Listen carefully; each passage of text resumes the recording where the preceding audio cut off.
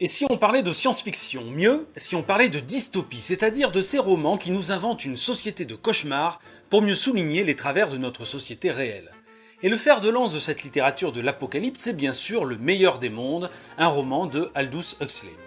Alors suivant notre habitude, nous disséquerons ce livre selon les 4 dimensions alchimiques, l'eau, le style, la terre, le milieu, l'air, la fiction et le feu, le message.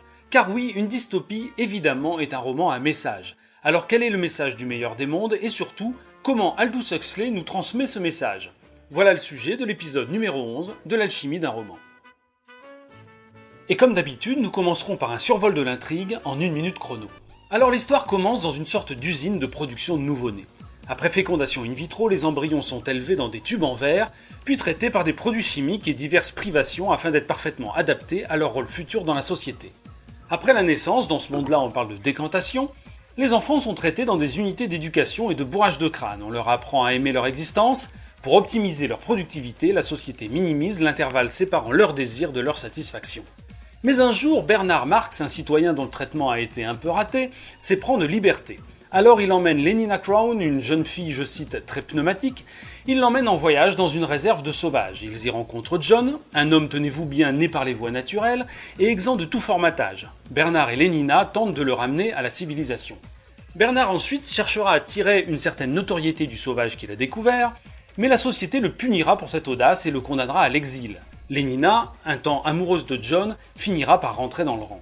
Enfin, John lui-même, inspiré par le romantisme de Shakespeare, tentera de convaincre les hommes de se libérer du joug de leur société, mais n'y parvenant pas, il finira par se suicider.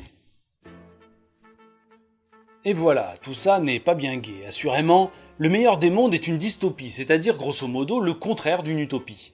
Une dystopie, c'est la description d'une société futuriste abominable, une sorte d'enseignement par le contre-exemple. Quelle société pour demain? Je ne sais pas, mais en tout cas pas celle-là. Donc avant tout, dans son roman, Huxley nous décrit la société qu'il a inventée, autrement dit, un milieu imaginaire mais auquel l'auteur s'efforce de nous faire croire avec force détails. Quelle est la société du meilleur des mondes? C'est une société de castes, il y en a 5, les alphas, les bêtas, les gammas, les deltas et les epsilons. Une société pyramidale où chaque étage est conditionné par des manipulations chimiques afin d'avoir le niveau intellectuel juste suffisant pour accepter et même se réjouir de sa situation. Ces manipulations sont complétées par un lavage de cerveau sous forme de messages diffusés aux enfants pendant leur sommeil. Huxley appelle ça l'hypnopédie.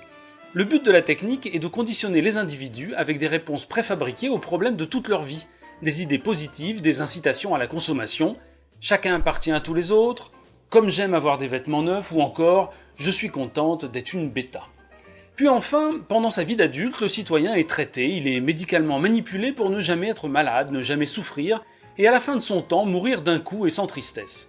La société ainsi le maintient dans un bonheur parfait, sans jamais aucune frustration, aucun stress, aucune émotion. La sexualité y est stérile, physique et sans amour, ce n'est qu'un monde où l'on comble au plus vite chacun de ses désirs.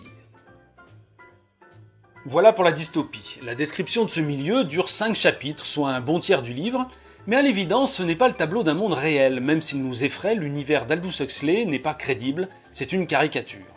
Oui, bien sûr, une caricature, car le but d'Huxley n'est pas de nous faire croire à son monde, mais bien de nous faire réfléchir au nôtre. Le milieu qu'il nous décrit est en réalité un message qu'il nous transmet. Et la forme de ce message est la caricature, c'est-à-dire l'exposition d'un monde grotesque, mais dans lequel on reconnaît les traits exagérés de notre monde réel. Et par cette exagération flagrante, il nous pousse à réfléchir sur certains traits de notre quotidien qui, à moindre dose, n'avaient pas attiré notre attention. Alors que dénonce Huxley? Beaucoup de choses en vérité. L'eugénisme d'abord, cette tentation de maîtriser la reproduction humaine pour créer une hypothétique race parfaite. Et il est frappant qu'Huxley, en 1931, ait perçu le danger de ce cauchemar qui inspira le nazisme et qui menace encore près de 100 ans plus tard, maintenant que l'on connaît l'ADN et la génétique. Et si Huxley ne traite pas du tout du racisme, il se focalise sur le déterminisme social qu'on retrouve par exemple dans le darwinisme social, véritable détournement de la science. Il est d'ailleurs intéressant de noter que Thomas Huxley, le propre grand-père d'Aldous Huxley, fut un ami personnel de Darwin et fervent adversaire de l'application de ses théories à toute tentative de justification pseudo-scientifique des inégalités sociales. Mais au-delà de la création et de la prédestination des nouveau-nés, Huxley dénonce aussi la structure même de sa société imaginaire. Et par là, il dénonce le communisme, on pense bien sûr au nom qu'il a choisi pour ses personnages, Lenina ou Bernard Marx, mais il dénonce aussi le fordisme et le consumérisme, c'est-à-dire la production et la consommation de masse, Car toutes ces déviances de la société ont la même origine, la suprématie de l'organisation et de la structure sur les libertés individuelles. Dans sa caricature, Huxley frappe juste parce qu'on y reconnaît une certaine clairvoyance qui nous effraie. En 1931, alors qu'il écrivait ce roman, il entrevoyait à l'avance les ravages de l'expérience soviétique ou du totalitarisme de masse de l'Allemagne, de l'Italie ou du Japon, autant de dangers que l'on sait toujours présents au fond des hommes. Bon, le message est poignant et la démonstration par l'absurde nous convainc.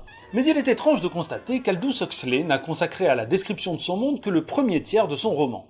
Tiens donc, il reste 200 pages. Qu'a-t-il encore à nous dire pendant tout ce temps ? À partir du deuxième tiers de son livre, Huxley introduit des personnages et il se met à nous raconter une fiction. Il nous raconte la révolte de Bernard Marx, son voyage à la réserve sauvage et comment, à son retour, il jouit de l'importance sociale que lui rapporte cette découverte. Une reconnaissance à laquelle il avait toujours rêvé et qui, sous nos yeux, va le rendre égoïste et prétentieux. Huxley raconte aussi l'amour de Lénina pour John le Sauvage, comment elle découvre grâce à lui l'existence d'un amour possible au-delà de la simple sexualité. Mais Lénina ne comprend pas que cet amour ne comble pas ses désirs aussi efficacement que les structures mises en place par la société. Alors elle finira par abandonner son sauvage et elle rentrera dans le rang. Enfin, Huxley raconte l'histoire de John qui, sur la fin du roman, devient le véritable personnage principal. John ne parle qu'en citant du Shakespeare, il est romantique et idéaliste. Il veut libérer la société, il veut libérer les gens. Il est quasiment le seul à ne pas avoir été formaté et chimiquement conditionné. Alors pour résister, il refuse le bonheur factice, il s'impose la solitude et une certaine souffrance, espérant convaincre que la liberté vaut mieux que tous les conforts. Mais en dernière page du roman, John se suicide et nous laisse ruminer le mystère de son destin. Et oui, à travers ces personnages, Huxley nous délivre bien un deuxième message que l'on sent plus important que le premier, plus mystérieux, plus profond car davantage lié à l'intime qu'à la structure de la société. Quel est ce message ? Et d'abord, pourquoi John le Sauvage se suicide-t-il ? Il se suicide parce qu'il est seul, parce que Lénina ne l'aime pas comme il souhaiterait être aimé, et pire, parce qu'il se rend compte lui-même qu'il est incapable véritablement d'aimer Lénina. Il se suicide aussi parce qu'il ne parvient pas à convertir les autres à la liberté. Il est incapable de leur démontrer que la liberté est plus importante que leur confort. Il se suicide enfin parce qu'il est malheureux, non pas à cause des autres qui le font souffrir, mais à cause de lui-même. Car ce malheur qu'il s'inflige est la seule façon qu'il a trouvé de se protéger du bonheur factice, un besoin de contrition dont il ne sortira jamais. Car voilà ce que comprend John le Sauvage et ce que Huxley veut nous expliquer. La société qu'il dépeint est horrible, elle est inhumaine et nous n'en voulons pas pour notre avenir. Mais John découvre quelle est la volonté propre des citoyens qui y vivent. Les citoyens du meilleur des mondes aiment leur confort, ils sont heureux ainsi, et ils choisissent eux-mêmes ce bonheur imbécile plutôt qu'une liberté anxiogène et incertaine. Le meilleur des mondes de Huxley n'est pas une dictature autoritaire, et c'est en cela qu'il est le plus effrayant. Le meilleur des mondes est l'émanation de la volonté de son peuple.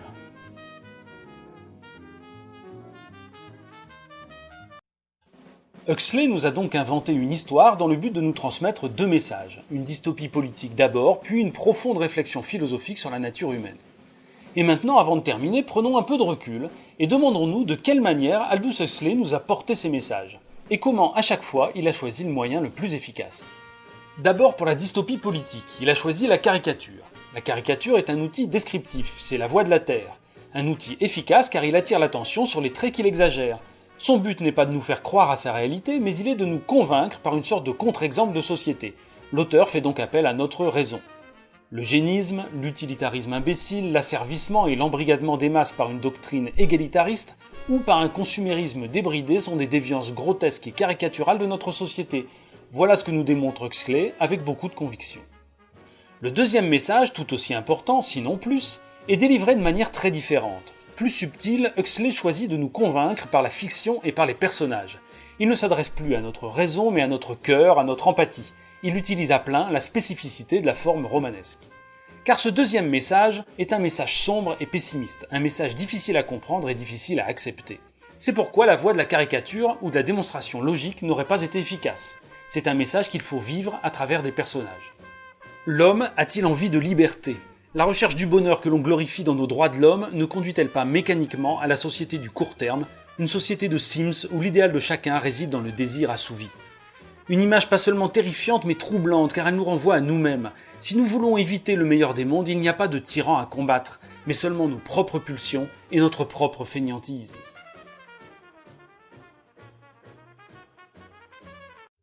Si vous avez aimé cette vidéo, vous pourrez en retrouver beaucoup d'autres sur YouTube en vous abonnant à ma chaîne en cliquant sur ce bouton.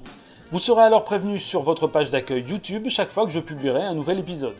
Vous pouvez aussi cliquer le bouton j'aime de ma page Facebook pour suivre mon actualité jour après jour, ou alors aller lire les pages de mon blog pour des articles un peu plus approfondis.